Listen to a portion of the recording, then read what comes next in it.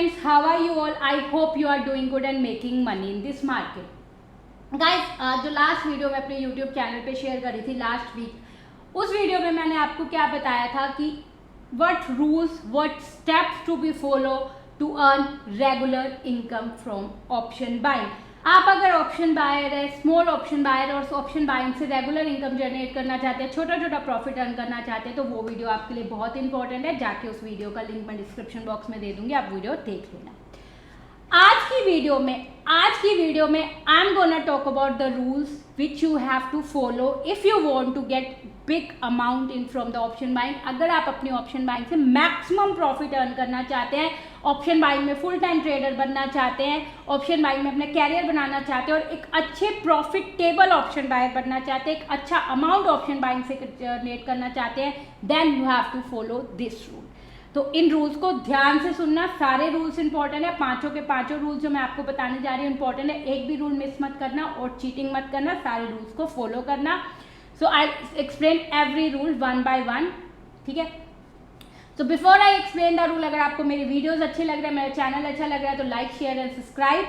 और अगर आपने अभी तक मेरा फ्री टेलीग्राम चैनल ज्वाइन नहीं किया तो I give the link in the description box, you can join the Telegram channel now. उस टेलीग्राम में मैं मार्केट की डायरेक्शन शेयर करती हूँ, मार्केट की मोमेंटम शेयर करती हूँ और 0 to 0 लेवल शेयर करती हूँ, जो डेली मार्केट में आपके लिए हेल्पफुल हो सकते हैं और आपकी ऑप्शन बाइंग में हेल्प कर सकते हैं। तो join the Telegram channel now. अब हम बात करते हैं रूल्स की।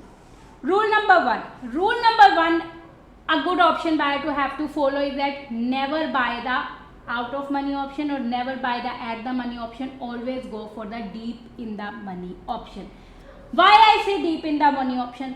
आपने पता है हमने एक लाइफ में कहावत सुनी हुई है कि लाइफ में दुश्मन जितने कम हो लाइफ उतनी अच्छी होती है और दोस्त जितने ज़्यादा हो लाइफ उतनी अच्छी होती है। अगर हम ऑप्शन बाइंग की बात करें तो ऑप्शन बाइंग में हमारा दुश्मन कौन है? Theta, time value. और ऑप्शन बाइंग में हमारा दोस्त कौन है? डेल्टा, क्योंकि अगर हम ऑप्शन ग्रीक्स की बात करें, डेल्टा हमारा दोस्त है, थीटा हमारा दुश्मन है, क्योंकि डेल्टा मतलब जितनी ज़्यादा मूवमेंट आएगी उतना ज़्यादा हमारा प्रीमियम बढ़ेगा। अगर डेल्टा हाई होगा, थीटा मतलब टाइम वैल्यू कि जितना वो टाइम वैल्यू हमें डी के हमें लॉस देके जाएगा। तो अगर हम ऑप्शन बाइंग में सक्सेसफुल होना चाहते हैं तो हमें अपने दोस्त बढ़ाने इंक्रीज करने हैं, दुश्मन डिक्रीज करने हैं। तो अगर आप deep in the money option लेंगे तो उसका डेल्टा हमेशा हाई होता है, थीटा हमेशा लो होता है, मतलब आपके दोस्त की वैल्यू ज़्यादा होती है, दुश्मन की वैल्यू कम होती है। तो इससे क्या होगा, अगर आपकी छोटी मूवमेंट में भी एक आप बड़ा प्रॉफिट जनरेट कर पाएंगे ऑप्शन में। मतलब मान लो निफ्टी 30 पॉइंट भी भागा तो आपको 15 से 20 पॉइंट ऑप्शन में बड़े आराम से मिल जाएंगे। वही अगर आप out of money at the money option buy करेंगे तो अगर आप निफ्टी 30 पॉइंट भागा तो आपको 15 पॉइंट, आपको 10 पॉइंट मिलेंगे या 12 पॉइंट मिलेंगे। तो पहला रूल आपको यही फॉलो करना है, go for the deep in the money option. Number two rule आपको ये फॉलो करना है कि आपको ट्रेड लेते अपना टारगेट और अपने स्टॉप लॉस को सिस्टम पे लगा देना है, कुछ और सोचना ही नहीं है। जैसे ही आपने ट्रेड ले लिया, आपने अपने टारगेट को और अपने स्टॉप लॉस को, टारगेट तो चाहे आप बाद में लगाओ ना लगाओ, स्टॉप लॉस को सिस्टम में ज़रूर लगा देना है। कि अगर मान लो मैंने जैसे आज की मैं एग्जांपल लेती हूँ, मैंने एक ऑप्शन खरीदी थी 222 रुपये की निफ्टी, मेरा स्टॉप लॉस था 202, मैंने 202 का स्टॉप लॉस लगा दिया और मार्केट जब नीचे आई मेरा 202 का स्टॉप लॉस हिट कर गया। अगर मैं वहाँ पे स्टॉप लॉस नहीं लगाती और वेट करती कि मार्केट नीचे आएगी मैं तब निकालूंगी, फिर 202 के बाद एकदम से मुझे उसी ऑप्शन में 198, 195 ऐसे प्राइस दिखे, तो उससे क्या हुआ, अगर मैं 202 का स्टॉप लॉस नहीं लगाती और मैं निकालने की कोशिश करती तो मुझे और लॉसेस होते।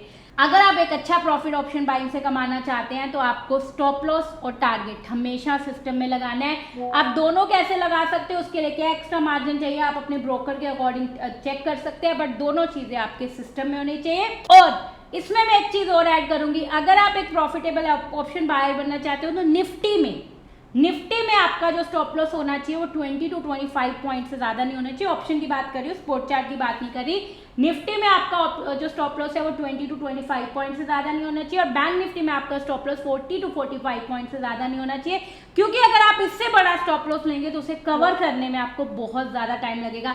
जैसे आपने मेरे प्रीमियम चैनल में देखा होगा, मैं 20 पॉइंट से बड़ा स्टॉप लॉस नहीं देती हूँ और अगर वो स्टॉप लॉस हिट हो जाते हैं तो अगले 1-2 ट्रेड में हम उस स्टॉप लॉस को कवर कर जाते हैं। तो एक दूसरा मतलब दूसरे रूल में आपको ये फॉलो करना है कि निफ्टी में 20 to 25 पॉइंट का स्टॉप लॉस से मैक्सिमम स्टॉप लॉस नहीं लेना, और बैंक निफ्टी में 40 to 45 पॉइंट से बड़ा स्टॉप लॉस नहीं लेना, और स्टॉप लॉस और टारगेट सिस्टम में लगा देना है। Number third rule, the third rule you have to follow is that always trail your profit, always trail your profit. आपको क्या करना है, कभी भी एक फिक्स टारगेट नहीं रखना, स्टॉप लॉस आपका फिक्स होना चाहिए, स्टॉप लॉस आपका फिक्स होना चाहिए, मतलब अगर आप एंटर करके आपका 20 पॉइंट का स्टॉप लॉस है तो, बट प्रॉफिट आपको ट्रेल करना चाहिए। देखो मैं क्या करती हूँ, जब मैं ट्रेड करती हूँ, जैसे मैं एंटर करती हूँ मेरे 3 टारगेट होते हैं, ठीक है। मैं अपने चैनल में भी 3 टारगेट शेयर करती हूँ। पहले टारगेट में मैं 50% क्वांटिटी बुक कर लेती हूँ, उसके बाद मेरा जो स्टॉप लॉस होता है वो कोस्ट टू कोस्ट आ जाता है, मतलब मेरी बाइंग प्राइस के ऑप्शन पे आ जाता है। दूसरे टारगेट में मैं 30% और क्वांटिटी बाय सेल कर देती हूँ, मतलब दूसरे टारगेट पे 30% क्वांटिटी निकाल देती हूँ, और तीसरे टारगेट पे जाके मैं बची हुई पूरी क्वांटिटी निकाल देती हूँ। इससे मुझे फ़ायदा क्या होता है, सपोज मैंने निफ्टी के 4 लोट लिए, ठीक है, 4 लोट का मतलब 100 क्वांटिटी, मेरा पहला टारगेट है 20 पॉइंट। अगर मैं पहले टारगेट पे सारे निकाल देती तो मुझे प्रॉफिट कितना होता, 2000 रुपये। अब मैंने पहले क्वांटिटी पे 50 निकाले, 1000 रुपये का प्रॉफिट बुक कर लिया, दूसरी क्वांटिटी पे 2 और निकाले, तो एक और निकाला, एक क्वांटिटी और निकाली, 250 रुपये का 500 रुपये का प्रॉफिट और अर्न कर लिया, और तीसरी क्वांटिटी पे और निकाला तो मैंने और प्रॉफिट अर्न कर लिया। जहां मैंने 2000 पे अपने प्रॉफिट को लॉक कर देना था, वहां पे मैंने अपने प्रॉफिट को 3000 प्लस ले गई, क्योंकि मैंने अपने प्रॉफिट को ट्रेल किया। तो आपको भी यही करना है, जब भी ऑप्शन बाइंग करनी है, सारे के सारे जो आपके क्वांटिटी है उसको, सारे की सारी क्वांटिटी को एक ही टारगेट पे मत निकालो, अपने टारगेट को ट्रेल करो, पहला टारगेट, दूसरा टारगेट, तीसरा टारगेट। तो इससे क्या होगा, आप मैक्सिमम प्रॉफिट अर्न कर पाओगे। कहाँ आप 2000 रुपये कमा रहे थे, कहाँ आप उस ट्रेड में 3000 रुपये कमा जाओगे। तो always trail your profit, don't fix one target for your trade, always get multiple target, ताकि आप अपने प्रॉफिट को ट्रेल कर पाओ और अच्छे प्रॉफिट को जनरेट कर पाओ, ठीक है। ये तो हो गया तीसरा रूल। चौथा रूल आपको ये फॉलो करना है अगर आपको एक अच्छे प्रॉफिट अर्न करना है ऑप्शन बाइंग में, is that never hedge your position, never hedge your position. देखो होता क्या है, hedging is not for option buying, hedging is not meant for option buying. क्योंकि देखो मैं क्यों बोल रही हूँ हेज नहीं करो, मान लो मैं रोज अपनी ऑप्शन बाइंग में मैंने एक ऑप्शन बाय करी, उसके अगेंस्ट मैंने ऑप्शन सेल करके अपनी पोजीशन को हेज कर दिया।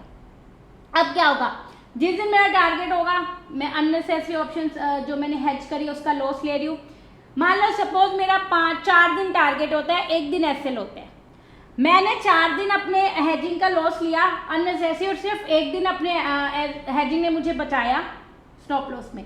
तो मैंने क्या किया, मैं नुकसान में ही रही, क्योंकि 4 दिन तो मैंने अननेसेसरी लॉस लिया और 1 दिन मैं बची सिर्फ हेजिंग की वजह से। Instead of hedging your position in option buying, always take your stop loss, छोटा स्टॉप लॉस लो, बट स्टॉप लॉस लो। उससे क्या होगा, जब भी आपका प्रॉफिट होगा, जब भी आपका ट्रेड प्रॉफिटेबल ट्रेड होगा, प्रॉपर प्रॉफिट करके जाओगे, आपकी हेजिंग आपको नुकसान नहीं देगी। मतलब आप 1 दिन के लॉस को बचाने के लिए आपने 4 दिन के प्रॉफिटेबल ट्रेड में कम प्रॉफिट किया, क्योंकि आप पोजीशन को हेज कर रहे थे।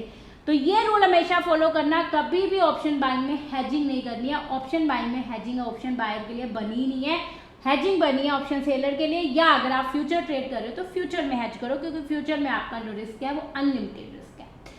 अगर आप ओवरनाइट भी पोजीशन लेके जा रहे हो तो वहां भी आप अपने लिस्ट को लिमिटेड कर सकते हो, क्योंकि आपको पता है कि आपने इतने के ऑप्शन लिया, इससे ज़्यादा लॉस आपको नहीं होगा। तो आप अपनी क्वांटिटी को उसकी साइज के अकॉर्डिंग एडजस्ट कर लो, प्राइस के अकॉर्डिंग, बट हेज मत करो, क्योंकि हेज अननेसेसरी आपको रोज के लॉसेस देगी, प्रॉफिट आपको एक आधा दिन ही बचाएगी जिस दिन आपका एसएल हिट हुआ।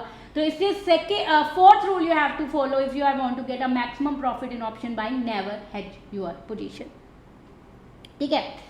The last and the fifth rule you have to follow is that कि आपको, अगर आप एक अच्छा प्रॉफिट अर्न करना चाहते हो ऑप्शन बाइंग में, तो try to use a zero brokerage broker.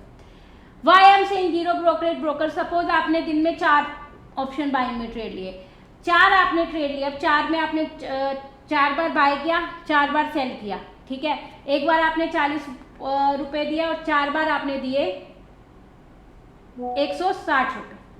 आपने 160 रुपये दिए ब्रोकर को और उसी के साथ आपने उसमें जीएसटी भी दिया, आपको अननेसेसरी वो आपको अपनी प्रॉफिट से वो अमाउंट डिटेक्ट करना पड़ा। तो अगर आप जीरो ब्रोकर यूज करेंगे तो आप वो पैसा आपके प्रॉफिट में ऐड हो जाएगा, you will get more profit. तो इससे क्या होगा, आपका प्रॉफिट इंक्रीज हो जाएगा। कोटक है शून्य है, मतलब फिनविसिया शून्य है, ये सारे जीरो ब्रोकर है। अब कोटक तो मैंने यूज़ नहीं किया हुआ तो इसलिए मेरा एक्सपीरियंस नहीं है, पर शून्य मैंने यूज़ किया हुआ, बहुत अच्छा चलता है, कोई इसमें टेक्निकल प्रॉब्लम्स नहीं आती है, तो आप चाहे तो उसे यूज़ कर सकते हैं। पर try to use zero brokerage broker, उससे क्या होगा, आप अपने प्रॉफिट को मैक्सिमाइज कर पाएंगे। So the 5 rules I have shared is 1, buy deep in the money option. Number 2, always set your target and stop loss and never take a stop loss bigger than 20 to 25 point in Nifty and 40 to 45 point in Bank Nifty. Number 3, always trail your profit, never fix one profit, always trail your profit. Number 4, never hedge your position. And number 5, always try to use zero brokerage broker. So try out these 5 rules and देखो अगर आपके profit में अगर increase होता है तो मुझे जरूर बताना, फीडबैक जरूर देना। So thank you so much guys for watching this video. Bye bye.